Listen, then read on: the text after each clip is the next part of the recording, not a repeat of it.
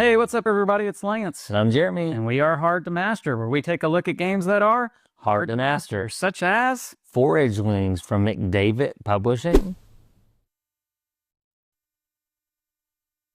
All right, so this is a game that is coming to crowdfunding here in the very near future. So make sure to check out the link down below in the description of this video after you watch it to check out the campaign page to get all the details on this game. Now, in this game, you are going to be working with polyomino pieces. This is a polyomino game, but it is so much more than that. This is a game in which you are going to be using multi-use cards.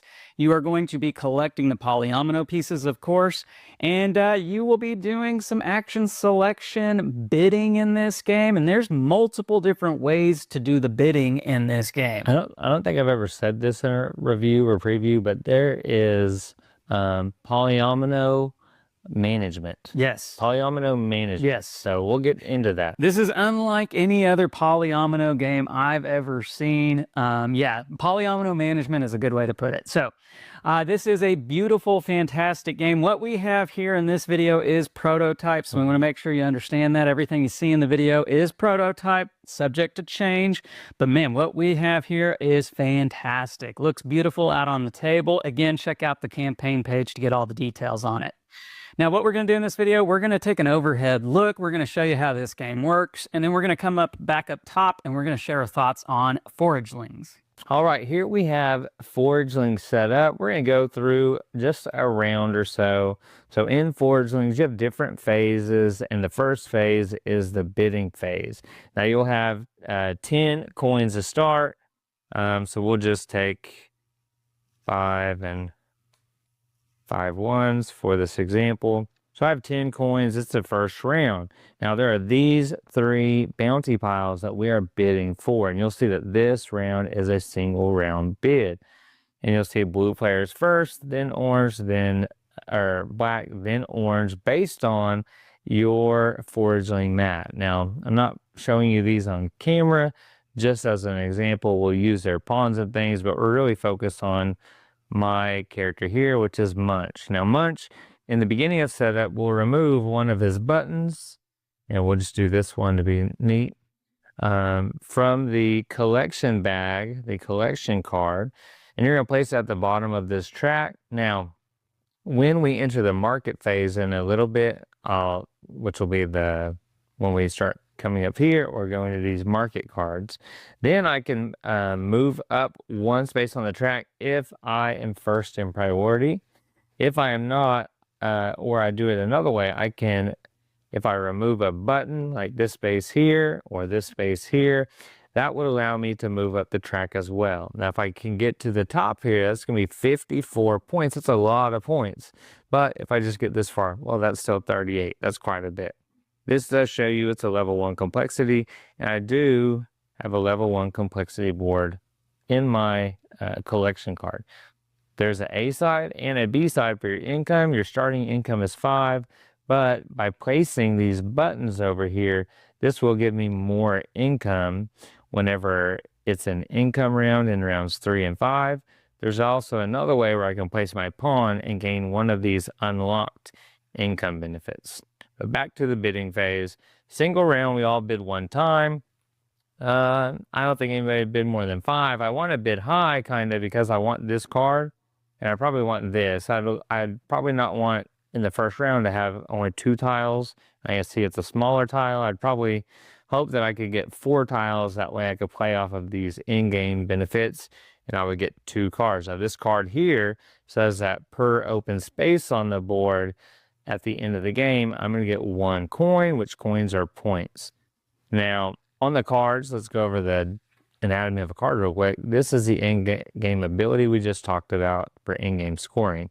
This is your seal color. Some cards will have you to score 8 coins per each one of that seal color.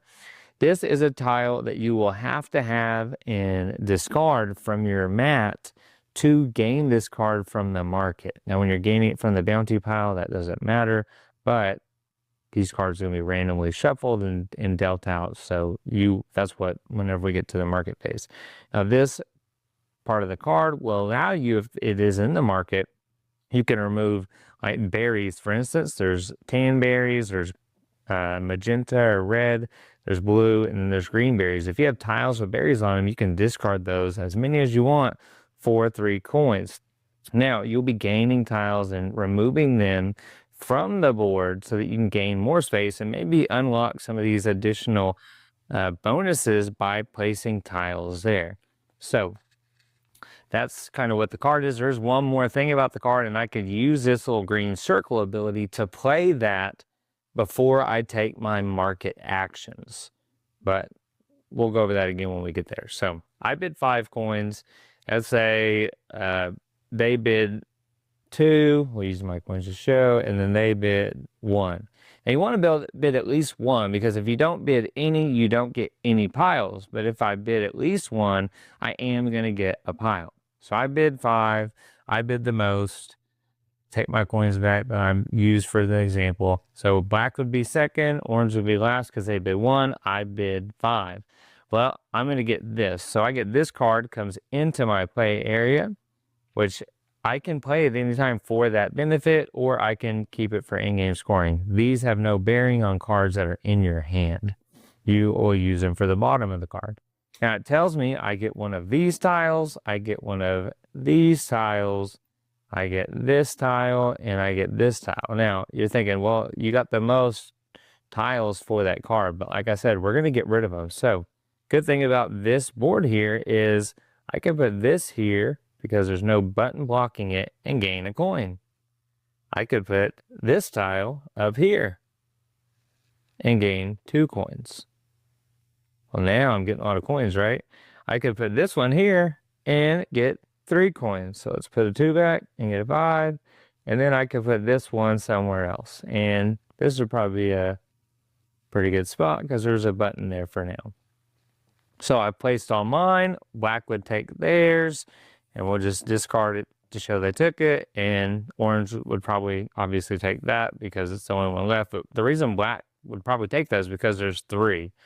This card here, the bounty card, tells you there are 4 or 3 or 2 or 1 resource tiles, and it gives you the identity of one of those tiles. You don't know the other 3. So if you're looking for specific tiles, you may want that card. If I wanted the acorn, then I would want this card because it's going to help build off of that in-game scoring. Now these get discarded over here, and at the end of the round, we'll put new ones out there for the next round. Now, I did win the bid, so I do get the top card there. This keeps track of the rounds. There are 6 cards here. At the end of the 6th round, the game is over. What did I get? Well, I got another red card. It gives me a free berry tile if I want to play it, or I can use it for 4 coins per every one of these red acorn card tiles. So I may want to get some of those. You can see I do have a spot on my board that if I place a tile like that there, that would give me 3 coins. So I probably want to do that at some point. I don't have to keep this card the whole time, and I'm limited to 6 at the end of each round. So we'll see what happens. But that happened, and we slid those up based on the order. Now, if orange had did more than black, their collection would have been there. They would have collected second. This is also, though, the order that you place over here. Now, if I place in the first spot, I'm guaranteed to go first. I don't have to, but I could still go first here if everybody else went behind me. It is early in the game. And one thing you're trying to do is, especially my character, is to go first at the market. If I go first at the market, I don't have to be in the first spot, but if I go first in the market, I get to move that up. But I also move up when I get to remove buttons, and removing buttons is very important for getting that income throughout the game, also freeing up this space right here. So honestly, I would do this, but let me talk about the other actions or bonuses. This is going to give me 1 coin. That will give me 2 coins. This will give me 1 resource tile of my choice. So I could take, if I went there, I could take that tile that I really want to put there anyways. And then this one's going to allow you to get rid of a tile and put a tile onto your board. So it's going to let you swap tiles out. Maybe you need to swap so you can get one to discard, or maybe you want to score extra off the right side of the top of those cards. But once everybody places, we'll say they went there.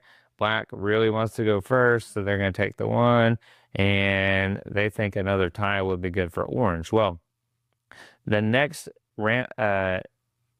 round of the game, that means that black's going to be first to bid, orange, and then blue. Another thing they can see is they can see that's a hidden bid. So really, I don't really mind going last because we're all bidding at the same time hidden. And we will have these screens. We don't have them up, but there are these player screens that will hide your coins. It also tells you the information that you need to know as far as reminders for the game on the inside of that screen. So black would take their turn. Now, black can do one of three things. They can come to one of these locations and they can gain spin coins or gain coins doing whatever it is. This one would allow them to pay 3 coins to remove a button like I should have done. Let's remove this one.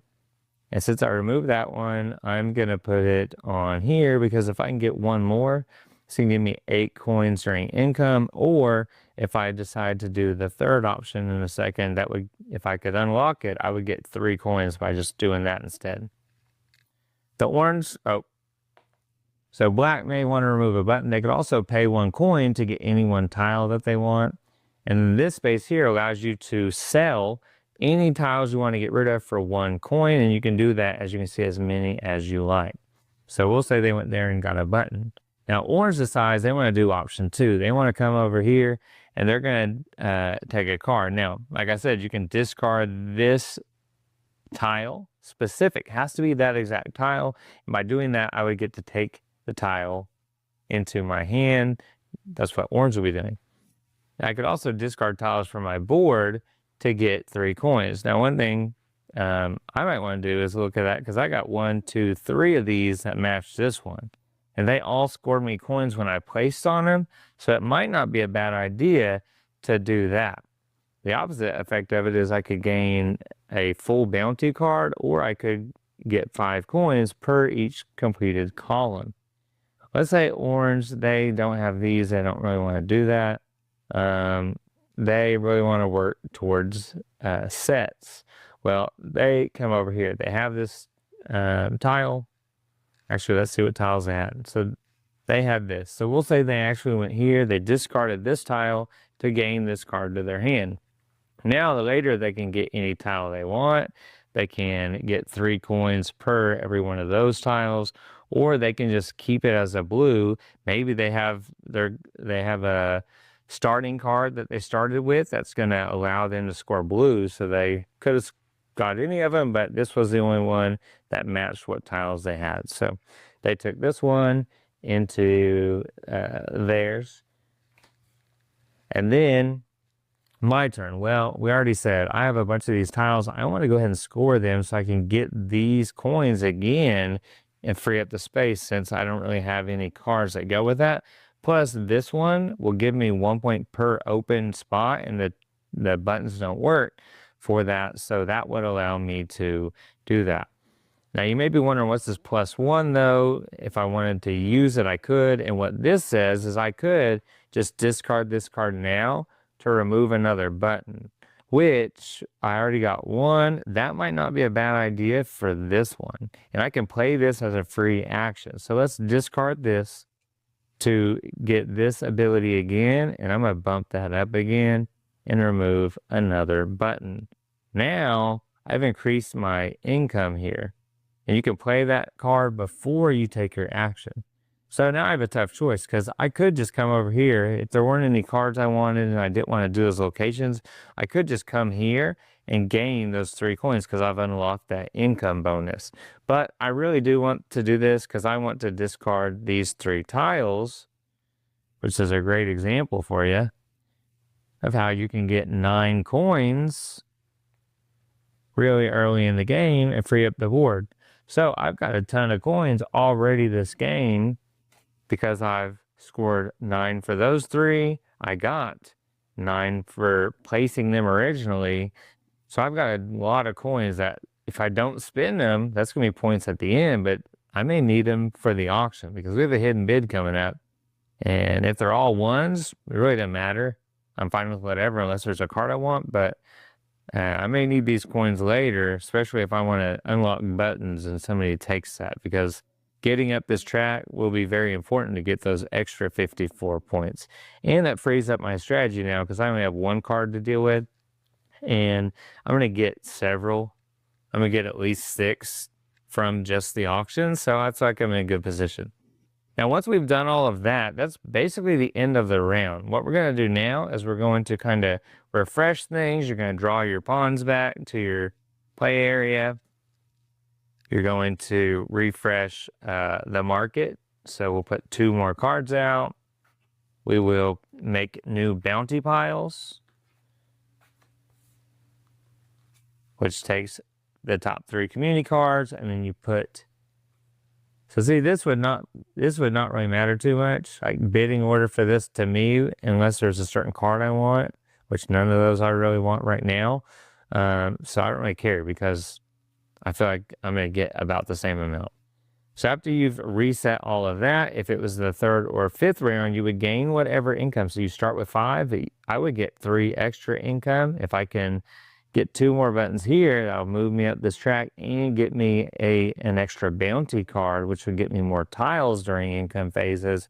And if I get that last one there, that would give me 1 more coin. This would move down, and then we would go into the next round of bidding. Hit and bid. We all bid. I don't really care, so I just am going to pay 1 hidden. We would hold it in our hand and put it in front of our player screen whenever somebody wanted, or whenever everybody's ready. We would drop it down there. If it's an open bid, you're going to continue to put the coins in front of your screen when you make that bid. You can only bid however many coins you had. So, and there are single round, which we did the first round, there are hidden, and there are open bids. The only other reason you may want to bid higher is if you want that card, but I'm going to let them waste a little bit of coins they have, knowing I have more for the future rounds.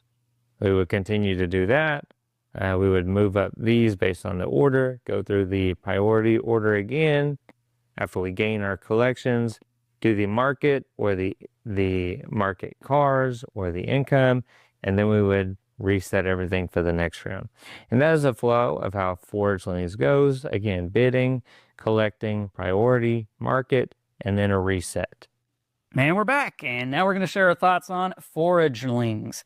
So, right off the top, I'm going to let you guys know that Polyomino games are some of my favorite games to play. It's one of my, you see, you throw a Polyomino game in front of me, I'm probably going to like it. And so when Jeremy talked to me about this particular one, I was already pretty hyped for it. I didn't know what else to expect with it, though. It being maybe, medium heavy kind of game. I wouldn't say it's super heavy, but it is definitely heavier than most Polyomino games for sure. And I wasn't sure what to expect with this one, with the bidding aspect, the different multi-use cards, and getting a chance to play this game. I gotta say, and I don't want to be hyperbole here, but this might be one of the best games we've ever had on this channel. I love this game. This game is so good. I will get deeper into my thoughts here, but Jeremy, share your initial thoughts here on it. Yeah, so I had done Sam's previous game. Maybe you've heard it and played it. It's called Everstone Discovering Ignis. It's a game where you have ultimately these objectives you're trying to complete, moving around, placing a caravan to take actions, moving up these tracks, trying to ultimately get enough reputation over here on the side so that you can have the most to win. It does have a solo mode in that game where you're trying to ultimately get 10 reputation. This one is quite different. So this, like we've talked about, is a game where I'm going to be bidding against the other people, trying to get these bounty piles, which are going to have resource tiles. They're also going to have community project cards. And if you win the bid, you get a bonus card that's from the middle. It tells you what type of auction there is, because there is a ton of community cards, and you're going to take 6 of them at random, shuffle them up, and put them in the middle. That's going to tell you what kind of bid. You may have an open bid, you may have an single round bid, or you may have a hidden bid. After you do that, like we've said in our rules overview, you're going to collect those bounties, get those things, then in that same collection order, you're going to place your pawn, gaining a benefit. After you've gained that benefit and restructured the order, those that's going to be your order for the next bidding phase. But after you do that, you're getting cards, or you might go to a placement so you can remove those buttons we talked about. Man, there's a lot of things that you're trying to do. Yeah. And I can tell you, I played this a ton. I played a ton solo. Want to be transparent up front.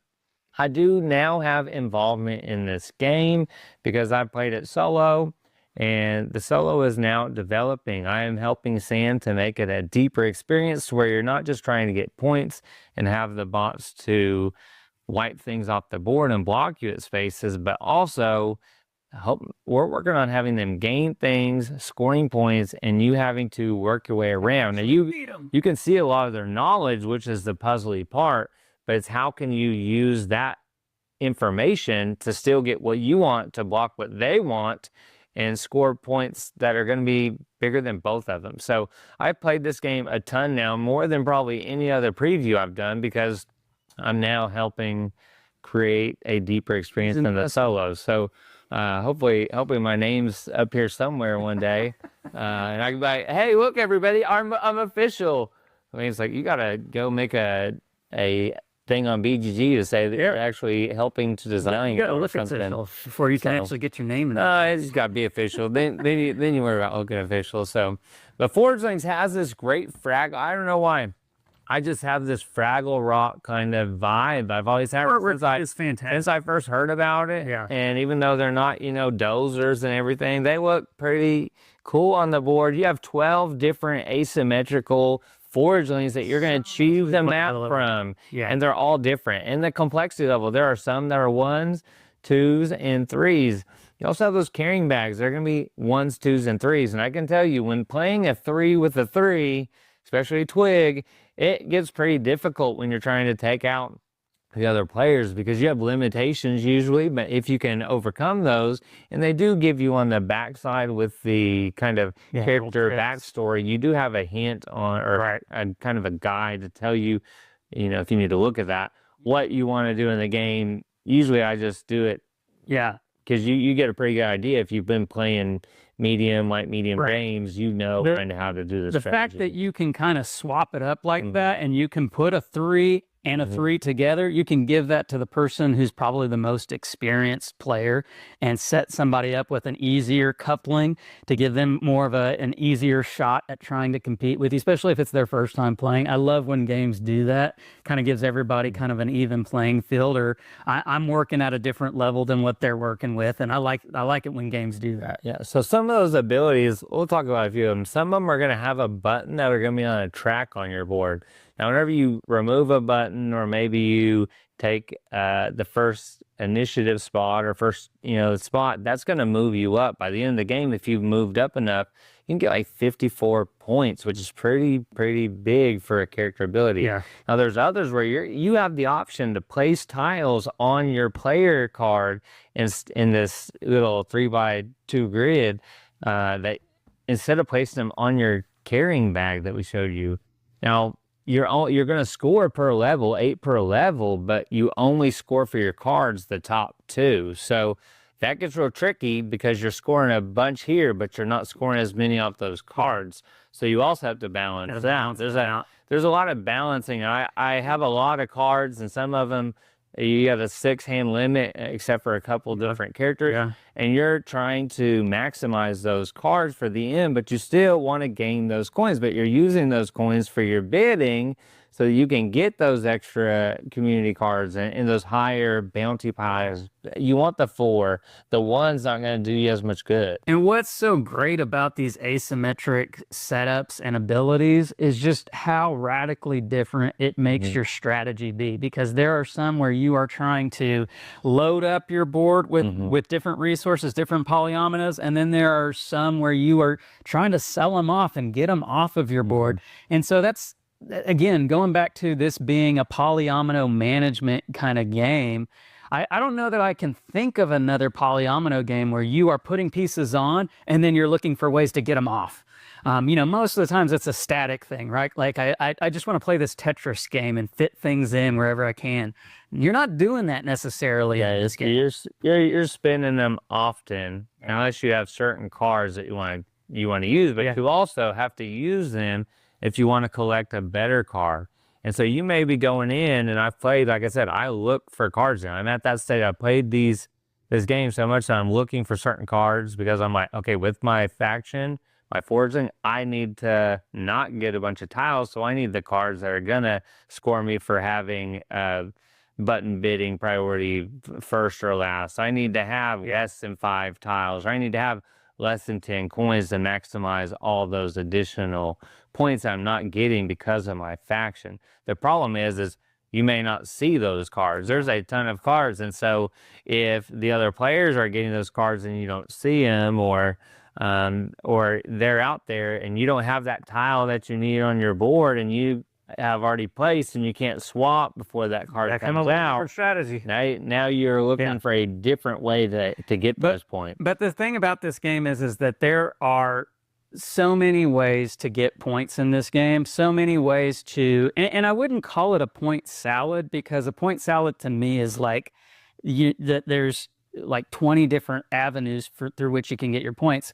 What I mean by there's a lot of ways to get points in this game is that you could sell your polyominoes for points based off of how the cards are lined up for you, or you can get your points through in-game by having those cards based off of what you have on your board, or where you have it arranged, or when you put your pieces on your board, sometimes that gives you points. So there's lots of opportunities for points. I shouldn't say there's lots of avenues for points. There's lots of opportunities for points. And I love that aspect in this game, because I always want to be looking for how can I get ahead?